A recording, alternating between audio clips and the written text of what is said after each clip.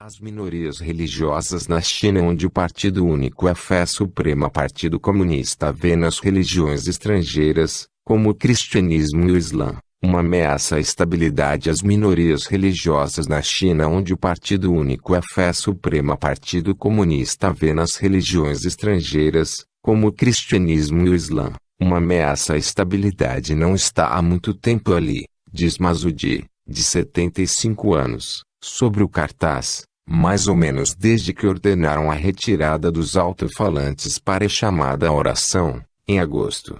De longa barba grisalha e com o traje negro típico de sua comunidade, e membro da etnia muçulmana Salar, predominante em Xinhua, um agradável local em um vale às margens do Rio Amarelo em Qinghai, no noroeste da China. Nesta quarta-feira se inaugura em Pequim, a 1.700 quilômetros, na outra ponta da China, o Congresso do Partido Comunista Chinês. É a grande reunião política quinquenal em que o presidente chinês, Xi Jinping, renovará seu mandato para outros 5 anos e será aclamado como o líder com mais poder desde Mao Zedong, falecido em 1976. Durante seu primeiro quinquênio, Xi frisou a importância da estabilidade social e deixou claro que considera a religião, especialmente se é de origem estrangeira como o Islã e o cristianismo, uma ameaça a essa estabilidade em um país nominalmente ateu e onde o Partido Comunista é a única autoridade suprema. A religião é vista como uma ameaça existencial ao mandato do Partido Comunista, e Xi Jinping pediu a nacionalização das religiões estrangeiras como o Islã em 2015. Outros gostariam de ver uma sociedade chinesa completamente laica, explica James Leibold, da Universidade Australiana de La Trobe, especialista nas minorias muçulmanas na China. Os fiéis são relativamente poucos em ambos os casos. O cálculo aponta que, dentre os 1,37 bilhão de chineses, 70 milhões praticam o cristianismo. E o Islã, aproximadamente 23 milhões, 2% da população. Ambas são religiões antigas em solo chinês, mas de origem estrangeira. O cristianismo está presente desde o século VII. O Islã chegou com as caravanas da Rota da Seda. O Alcorão mais antigo da China, do século Xi, está guardado justamente em outra mesquita de Xinhua. Nesta quarta-feira se inaugura em Pequim, a 1.700 quilômetros, na outra ponta da China, o Congresso do Partido Comunista Chinês. É a grande reunião política quinquenal em que o presidente chinês, Xi Jinping, renovará seu mandato para outros 5 anos e será aclamado como líder com mais poder desde Mao Zedong, falecido em 1976. Durante seu primeiro quinquênio, Xi frisou a importância da estabilidade social e deixou claro que considera a religião, especialmente se é de origem estrangeira como o Islã e o cristianismo, uma ameaça a essa estabilidade em um país nominalmente ateu e onde o Partido Comunista é a única autoridade suprema. A religião é vista como uma ameaça existencial ao mandato do Partido Comunista, e Xi Jinping pediu a nacionalização das religiões estrangeiras como o Islã em 2015. Outros gostariam de ver uma sociedade chinesa completamente laica, explica James Leibold, da Universidade Australiana de La Trobe, especialista nas minorias muçulmanas na China. Os fiéis são relativamente poucos em ambos os casos. O cálculo aponta que, dentre os 1,37 bilhão de chineses, 70 milhões praticam o cristianismo. E o Islã, aproximadamente 23 milhões, 2% da população.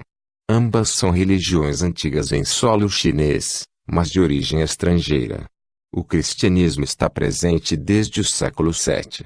O Islã chegou com as caravanas da Rota da Seda. O Alcorão mais antigo da China, do século Xi, está guardado justamente em outra mesquita de Xinhua. Masudi reconhece que existem momentos em que o controle é intensificado. Eles insistem mais para que tenhamos cuidado. Mas esse muçulmano, cuja família vive no bairro há 80 anos, afirma que jamais teve algum problema, graças à política de sociedade harmoniosa do governo, Não há animosidade. Todos nos damos bem. A situação é bem diferente na vizinha região autônoma de Xinjiang. Centenas de pessoas morreram em ataques violentos desde 2009, quando os enfrentamentos entre etnia muçulmana e uigur e a maioria Han deixaram mais de 200 cadáveres. O governo chinês respondeu com mão de ferro, no que os defensores dos direitos humanos afirmam que gera um ciclo de repressão e radicalização. Aumentou em 30.000 suas tropas na região, confiscou os passaportes dos uigures que os tivessem e até mesmo proibiu os homens de deixarem a barba comprida. Nomes considerados muito islâmicos, como Mecca Mohammed, foram vetados aos recém-nascidos. Diante do iminente Congresso Comunista, os hotéis receberam a ordem de não admitirem hóspedes uigures, sob pena de pesadas multas.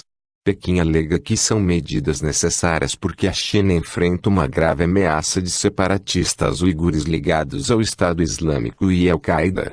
O cálculo aponta que em toda a China, um país de 1,37 bilhão de pessoas, por volta de 70 milhões praticam o cristianismo. E aproximadamente 23 milhões no caso do Islã, 2% do total da população. A vigilância, sem dúvida, continuará aumentando. As advertências chegaram até os Hui, a maior etnia muçulmana e bem integrada na China.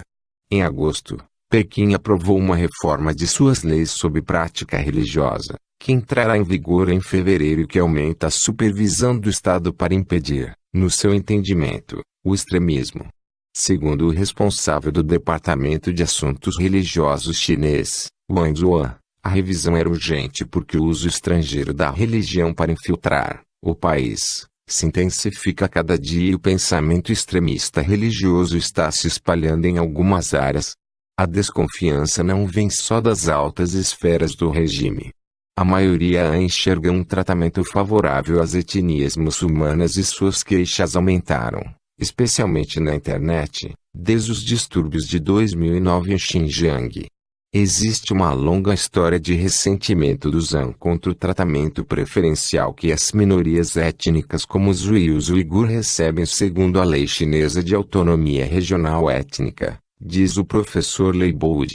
A revolução da internet deu novas vias de expressão pública ao nacionalismo racial Han, e a islamofobia é uma expressão de seu chauvinismo.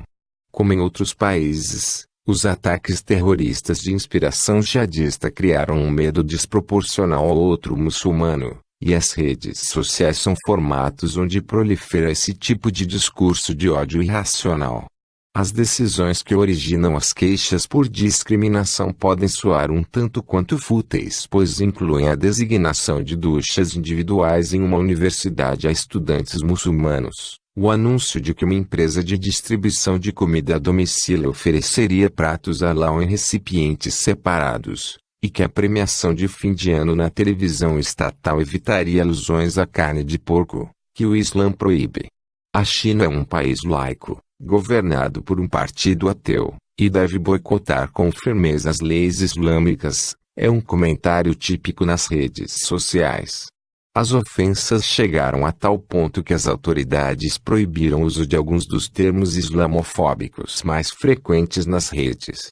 A religião verde e o câncer verde, por sua cor símbolo, estão bloqueados pelo bem da sociedade harmoniosa mencionada pelo fiel Masudi. Mas isso não evita que a polêmica continue na internet.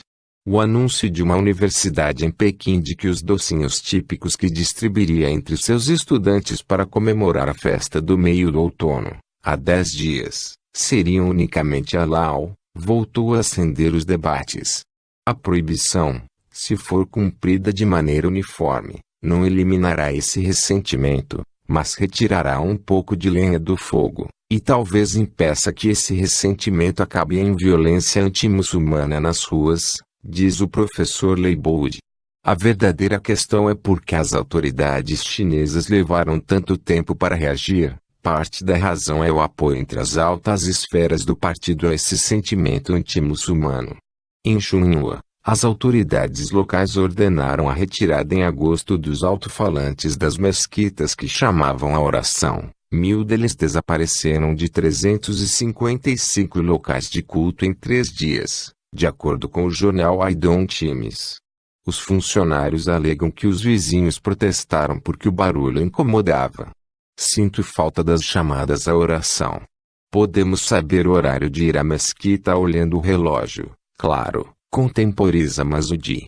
Mas nem sempre estamos com os relógios acertados, e é fácil perder alguma reza. As minorias